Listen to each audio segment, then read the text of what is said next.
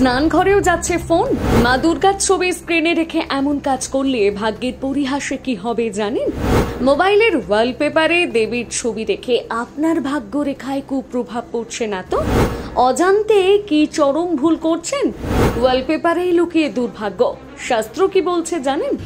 ভক্তি রসের টানে আপনার স্মার্টফোনের ডিসপ্লেতে হয়তো বেছে নিয়েছেন মা দুর্গা বা আপনার প্রিয় দেবতার কোনো ছবি, কিন্তু জানেন কি, এই আপাত কাজটি আপনার ভাগ্যকে চরম বিপদের মুখে ফেলতে পারে।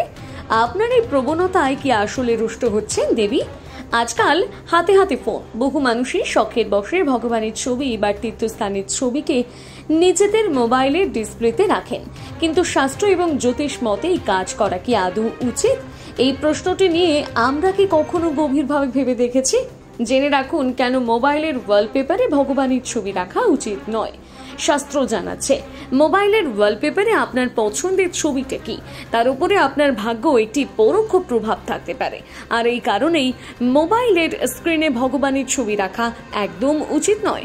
আসলে মোবাইল ফোনকে আমরা জীবনের অবিচ্ছেদ্য অংশ হিসেবে সব জায়গায় নিয়ে যাই।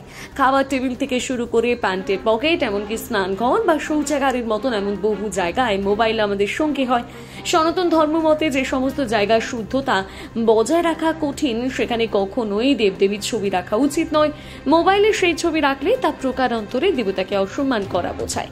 তাছাড়া প্রায় সকলেই জানেন যে এঁটো হাতে বা আমিষ ছুঁয়ে ভগবানের কোনো জিনিস বা মূর্তি স্পর্শ করা অনুচিত, কিন্তু আধুনিক জীবনে সবসময় এতটুকু শুদ্ধতা মেনে মোবাইল ব্যবহার করা কারো পক্ষে সম্ভবপর নয়। অসাবধানতা বশত অনেক ভুল হয়ে যেতে পারে।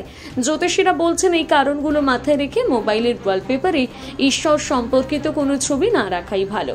এমনকি ভুল জায়গায় বা অশুদ্ধ অবস্থায় দেবতার ছবি ব্যবহার করলে তা দেবতাকে রুষ্ট করতে পারে।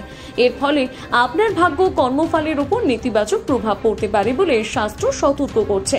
মনে রাখতে হবে, আধ্যাত্মিক শান্তির জন্য যদি দেবতার ছবি রাখতে চান, তবে সেটি এমন একটি জায়গায় রাখুন যেখানে আপনি পূর্ণ শুদ্ধতা ও ভক্তি সহকারে তার সম্মান দিতে পারবেন, যে কাজটি একটি মোবাইল ফোনের ক্ষেত্রে মেনে চলা অসম্ভব।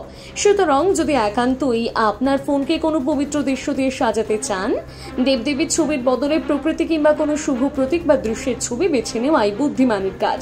উৎসবের মরশুমে ভুল করে যেন আপনার আরাধ্য দেবদেবী আপনার ভক্তির পরিবর্তে রুষ্টের কারণ না হন, সেদিকে আজ থেকেই খেয়াল রাখুন।